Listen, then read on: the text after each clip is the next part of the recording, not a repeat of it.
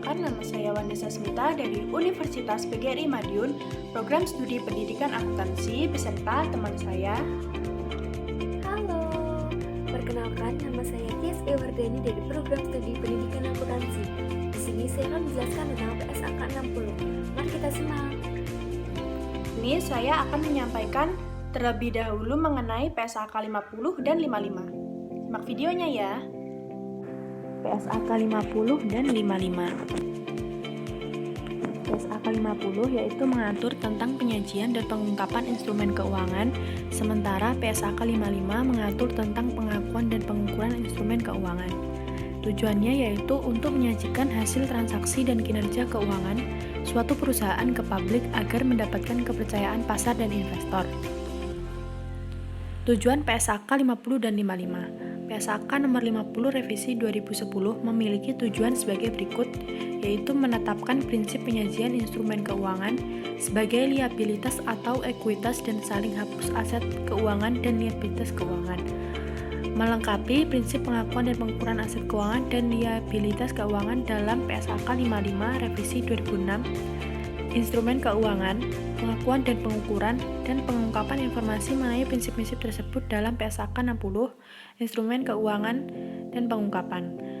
PSAK 55 revisi 2010 memiliki tujuan sebagai berikut, yaitu mengatur prinsip-prinsip dasar pengakuan dan pengungkapan aset keuangan, liabilitas keuangan, dan kontrak pembelian atau penjualan item non-keuangan. Persyaratan penyajian informasi instrumen keuangan diatur dalam PSAK 50 revisi 2010, instrumen keuangan penyajian. Persyaratan pengungkapan informasi instrumen keuangan diatur dalam PSAK 60, instrumen keuangan dan pengungkapan. Instrumen keuangan. Instrumen keuangan PSAK 50, definisi klasifikasi, pemisahan liabilitas keuangan dan ekuitas, akuntansi untuk instrumen keuangan majemuk, akuntansi untuk penarikan saham treasury, saling menghapus atas aset liabilitas. Instrumen keuangan PSAK 55 yaitu definisi, klasifikasi, dan reklasifikasi, pengakuan dan penghapusan, pengukuran setelah pengakuan awal, akuntansi derivatif, diperdagangkan, dan hedging. Perbandingan pengaturan. Perbandingan pengaturan transaksi PSAK 50 pada tahun 1998 yaitu investor, investasi dalam efek tertentu yaitu efek utang, efek ekuitas. Perbandingan pengaturan transaksi PSAK 50 pada tahun 2010 yaitu penerbit, efek, penyajian kewajiban keuangan dan ekuitas, saling menghapus aset keuangan dan kewajiban keuangan. Perbandingan pengaturan transaksi PSAK 55 pada tahun 1999. Investor, instrumen derivatif dan transaksi lindung nilai, aspek perlakuan akuntansi, pengakuan, pengukuran, penyajian, dan pengungkapan. Perbandingan pengaturan transaksi PSAK 55 2006 yaitu investor atau pemilik hak tagih, pengakuan dan pengukuran, instrumen keuangan, aset keuangan, kewajiban keuangan, instrumen derivatif, akuntansi lindung nilai. Penyajian instrumen keuangan dalam PSAK 50 yaitu skop meliputi seluruh tipe instrumen keuangan, definisi detail atas instrumen keuangan, aset keuangan, liabilitas keuangan, dan instrumen ekuitas. Instrumen ekuitas adalah kontrak yang memberikan kepada pemegang hak residu atas aset entitas setelah dikurangi dengan semua liabilitas. Alokasi nilai buku instrumen keuangan untuk komponen ekuitas dan utang, kemudian nilai utang ditetapkan terlebih dahulu. Memperoleh kembali pembelian saham atau treasury stock dicatat sebagai perubahan atas ekuitas sehingga tidak ada keuntungan atau kerugian yang diakui. Termasuk dalam definisi aset dan liabilitas keuangan adalah kontrak yang diselesaikan dengan instrumen ekuitas atau entitas. Aset dan liabilitas keuangan diakui ketika entitas mengambil bagian dalam satu kontrak provisi atau untuk instrumen keuangan. Semua ketentuan tentang pengungkapan itu dipindahkan ke PSAK 60 yaitu mengenai tambahan pengaturan khusus mengenai putable instrumen, kewajiban yang menyerahkan bagian aset neto secara rata saat likuidasi, dan right opsi warrant dikategorikan dan disajikan sebagai liabilitas keuangan, akan tetapi dapat dikategorikan sebagai instrumen ekuitas jika memenuhi syarat-syarat tertentu atau syarat-syarat tertentu putable instrumen. Instrumen yang mempunyai Fitur opsi jual atau putable instrument adalah instrumen keuangan yang memberikan hak kepada pemegang untuk menjual kembali instrumen kepada penerbit dan memperoleh kas atau aset keuangan lain atau secara otomatis menjual kembali kepada penerbit pada saat terjadinya suatu peristiwa yang tidak pasti di masa yang akan datang atau kematian atau purna karya dari pemegang instrumen. Pengakuan dan pengukuran instrumen keuangan dalam PSAK 55. Instrumen keuangan diukur pada pengakuan awal sebesar nilai wajar ditambah dengan biaya transaksi, kecuali untuk instrumen yang diukur dengan menggunakan nilai wajar. Penghapusan atau derecognition ya, aset keuangan didasarkan atas kombinasi risk and reward dan pendekatan pengendalian. Evaluasi atau risk and reward dilakukan sebelum evaluasi atas transfer pengendalian. Pengakuan gain atau loss atas penghapusan liabilitas keuangan ketika utang baru diterbitkan memiliki persyaratan atau term yang berbeda dengan item lama. Restrukturisasi utang yang menyebabkan modifikasi substansial term dapat menghasilkan gain atau loss pada saat penerbitan liabilitas baru. 4 kategori aset keuangan. Yang pertama yaitu aset keuangan yang ditetapkan untuk diukur pada nilai wajar yang melalui laporan laba rugi. 2. Investasi dimiliki hingga jatuh tempo. 3. Pinjaman yang diberikan atau piutang. 4. Aset keuangan tersedia untuk dijual.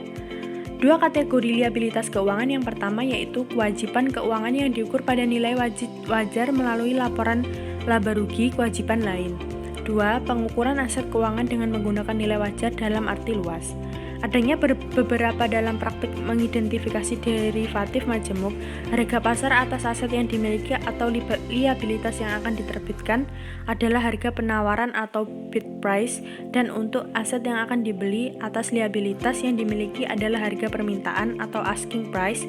Pengukuran instrumen keuangan sebesar nilai amortisasi, premium, dan diskon diamortisasikan dengan menggunakan effective interest rate. Penilaian penurunan nilai dilakukan secara individu dan kolektif. Pembelian atas penurunan atas piutang, investasi, HTM, dan AVS instrumen utang dapat dilakukan jika memenuhi kriteria. Reklasifikasi menjadi PSAK 50, instrumen keuangan penyajian. Pembelian saham diperoleh kembali atau treasury stock dicatat sebagai perubahan atas ekuitas sehingga tidak ada keuntungan atau kerugian yang diakui. Termasuk dalam definisi aset dan liabilitas keuangan adalah kontrak yang diselesaikan dengan instrumen ekuitas suatu entitas. Aset dan liabilitas keuangan diakui ketika entitas mengambil bagian dalam suatu kontrak provisi atas suatu instrumen. PSAK 50 2010. Instrumen keuangan penyajiannya yaitu semua ketentuan tentang pengungkapkan dipindahkan ke PSAK 60 IFRS 7. Tambahan pengaturan khusus tentang putable instrumen, kewajiban untuk menyerahkan bagian aset neto secara prorata saat likuidasi, dan right opsi warrant dikategorikan dan disajikan sebagai liabilitas keuangan, akan tetapi dapat dikategorikan sebagai instrumen ekuitas jika memenuhi syarat-syarat tertentu. Putable instrumen. Instrumen yang mempunyai fitur opsi jual atau putable instrumen adalah instrumen keuangan yang memberikan hak kepada pemegangnya untuk menjual kembali instrumen kepada penerbit dan memperoleh kas atau aset keuangan lain atau secara otomatis menjual kembali kepada penerbit pada saat terjadinya suatu peristiwa yang tidak pasti di masa yang akan datang atau kematian ataupun purna karya dari pemegang instrumen. PSAK 55R. Instrumen keuangan pengakuan dan pengukurannya. Yang pertama, instrumen keuangan diukur pada pengakuan awal sebesar nilai wajar ditambah dengan biaya transaksi kecuali untuk instrumen yang diukur dengan menggunakan nilai wajar. Penghapusan derecognition aset keuangan didasarkan atas kombinasi risk and reward dan pendekatan pengendalian. Evaluasi atas risk and reward dilakukan sebelum evaluasi atau transfer pengendalian. Pengakuan gain atau loss atau penghapusan extinguishment liabilitas keuangan ketika utang baru diterbitkan memiliki persyaratan atau term yang berbeda dengan utang lama. 4. Restrukturisasi utang yang menyebabkan modifikasi substansial term dapat menghasilkan gain atau loss pada saat penerbitan liabilitas baru. PSAK 55 instrumen keuangan pengakuan dan pengukuran. Ada 4 kategori aset keuangan. Yang pertama yaitu aset keuangan yang ditetapkan untuk diukur pada nilai wajar melalui laporan laba rugi. 2. Investasi dimiliki hingga jatuh tempo. 3. Pinjaman yang diberikan atau piutang. 4. Aset keuangan tersedia untuk dijual. 2 kategori liabilitas keuangannya yaitu yang pertama kewajiban keuangan yang diukur pada nilai wajar melalui laporan laba rugi kewajiban lain. 2. Pengukuran aset keuangan dengan menggunakan nilai wajar dalam arti luas. Beberapa perbedaan dalam praktik dalam mengidentifikasi derivatif majemuk. Sekian presentasi PSAK 50 dan 55. Selanjutnya PSAK 60 akan dijelaskan oleh Tia. Di sini akan dijelaskan tentang PSAK 60. Tujuan dari PSAK 60 yaitu signifikansi instrumen keuangan terhadap posisi dan kinerja keuangan entitas, sifat dan cakupan resiko yang timbul dari instrumen keuangan, dan bagaimana entitas mengelola resiko tersebut. Keuangan lingkup. PSAK ini diterapkan oleh seluruh entitas untuk seluruh jenis instrumen keuangan kecuali penyertaan pada entitas anak, entitas asosiasi atau ventura bersama, tetapi dalam beberapa kasus mengizinkan entitas untuk mencatatnya dengan menerapkan persyaratan. Hak dan kewajiban pemberi kerja diatur dalam PSAK 24, imbalan kerja, kontrak asuransi, instrumen kontrak, dan kewajiban keuangan dalam transaksi pembayaran berbasis saham. Instrumen yang disyaratkan untuk diklasifikasikan sebagai instrumen ekuitas.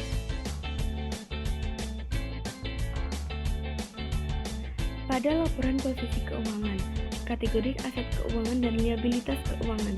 Aset keuangan yang diukur pada nilai wajar melalui laba rugi menunjukkan secara terpisah.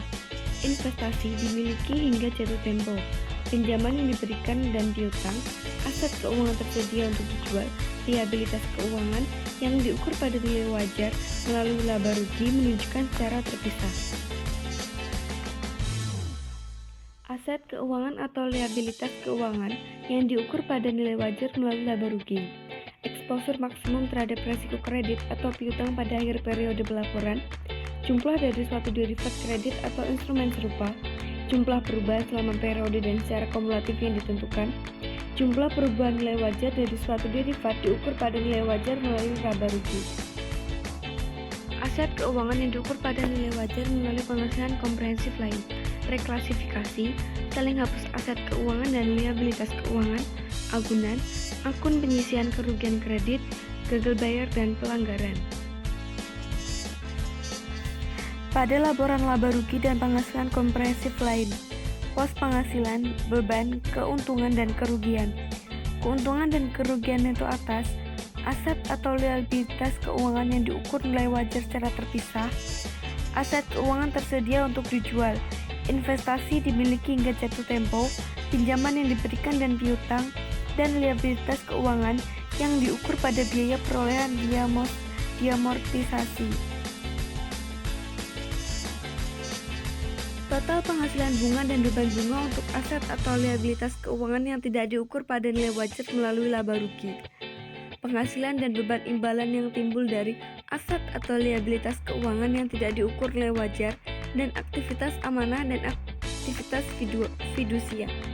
Penghasilan bunga yang mengalami penurunan nilai. Jumlah kerugian penurunan nilai untuk setiap kelas aset keuangan. Pengungkapan lainnya yaitu kebijakan akuntansi lindung nilai dan nilai wajar. Sifat dan cakupan resiko yang timbul dari instrumen keuangan. Entitas mengungkapkan informasi untuk mengevaluasi sifat dan cakupan resiko dari instrumen keuangan yang mana entitas terekspos pada akhir periode pelaporan. Pengungkapan kualitatif, pengungkapan kuantitatif, resiko kredit, resiko likuiditas, dan resiko pasar. Pengalihan aset keuangan. Entitas mengalihkan seluruh aset keuangan jika entitas mengalihkan hak kontraktual untuk menerima arus kas dari aset keuangan, tetap memiliki hak kontraktual untuk menerima arus kas. Aset keuangan alihan yang tidak dihentikan pengakuannya secara keseluruhan. Entitas mengungkapkan tiap tanggal pelaporan untuk setiap kelas aset keuangan alihan yang tidak dihentikan pengakuannya. Sifat aset alihan, sifat resiko dan manfaat kepemilikan, deskripsi sifat hubungan antara aset alihan dan liabilitas terikat. Ketika pihak lawan hanya memiliki aset alihan, jadwal yang menetapkan yang wajar aset alihan. Ketika entitas harus mengakui seluruh aset alihan, dan ketika aset entitas mengakui aset sejauh keterlibatan yang berkelanjutannya. Entitas mengungkapkan untuk setiap jenis pada tiap tanggal pelaporan. Nilai tercatat aset dan liabilitas merepresentasikan keterlibatan atas aset keuangan yang dihentikan. Nilai wajar aset dan liabilitas mempresentasikan keterlibatan keberlanjutan. Jumlah yang paling merepresentasikan eksposur maksimum entitas terhadap kerugian. Arus kas keluar tidak terdiskonto. Analisis jatuh tempo atas arus kas tidak terdiskonto. Informasi kualitatif yang dijelaskan kuantitatif yang diisyaratkan. Sebagai tambahan, entitas mengungkapkan setiap jenis keterlibatan berkelanjutan, keuntungan atau kerugian yang diakui pada tanggal pengalihan aset, penghasilan dan beban yang diakui, jika jumlah total aktivitas pengalihan tidak terdistribusi secara merata. Ketika kegiatan pengalihan terbesar terjadi dalam periode pelaporan, jumlah total hasil dari aktivitas pengalihan dan bagian dari periode pelaporan. Sekian penjelasan tentang PSAK 60. Terima kasih. Sekian penjelasan tentang PSAK 50, 51, dan 61. Semoga bermanfaat. Terima kasih. Wassalamualaikum warahmatullahi wabarakatuh.